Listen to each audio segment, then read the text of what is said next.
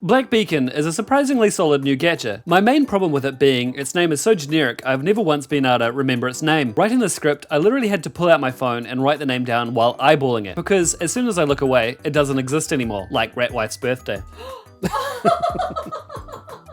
I'm not proud. I'm not proud of it. He remembers Guy Fawkes, but he doesn't remember my Yeah, birthday. well, Guy Fawkes was born first. This is my too long did not watch review. The vast majority of Black Bacon is above average at best, but let me say without a shred of irony, I keep coming back for the plot. And I don't mean that in a Playboy actually has good articles way. Have you heard people say that? That Playboy has good articles? I've heard you say it.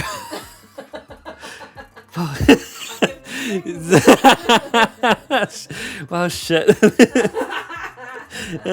Games generally end up on this channel because they're able to surprise and tickle my fancy in some way. Indies have a natural edge in this regard, and gachas on the other hand don't. There's only so many ways to skin a casino. I usually go into gachas with the expectation that the story will suck, but at least the combat might be, somewhat good. But then the gameplay is usually rendered non-existent by energy burns and auto-battling. It feels like a lack of faith that I'd want to interact with it. I know there are two schools of thought around auto-pathing and auto-battles and stuff, but I generally find if a game allows me to play with two hands free, it's so the developers are giving me the chance to hold my dick in one hand and my belly rolls in the other.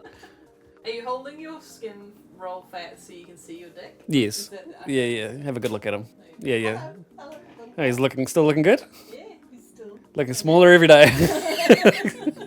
Black Dust does not suffer this problem at all. It's all hands on deck all of the time. The combat is top-down action combo stuff with managed cooldowns and 3 swappable characters in a team. Perfect dodges and parries give you massive damage output and invincibility as a reward. I find it compelling enough to want to master and not fall asleep to, like most gachas I play on the bus. On the gacha forums, I saw someone say that it's just a button spam fest, while another person was saying it's too skill-based. Skill-based button mashing is how I describe the way I play Tekken, so sounds perfect to me. Equipment and character upgrades are par for the course gacha stuff. If you've played one, you've played them all, really. It's like they developed all the progression in a lab somewhere, and now every game follows it with just a few aesthetic tweaks here and there. But enough about libertarians. The story is set inside the Infinite Babel library, built around a mysterious anomaly that makes weird shit happen. It's essentially an SCP story. I'm sure somewhere in the library is a bureau with a redhead angrily biffing filing cabinets around in it. And that's not even a reference or anything. I just think redheads are just generally chucking filing cabinets everywhere. It's not even a game reference or anything.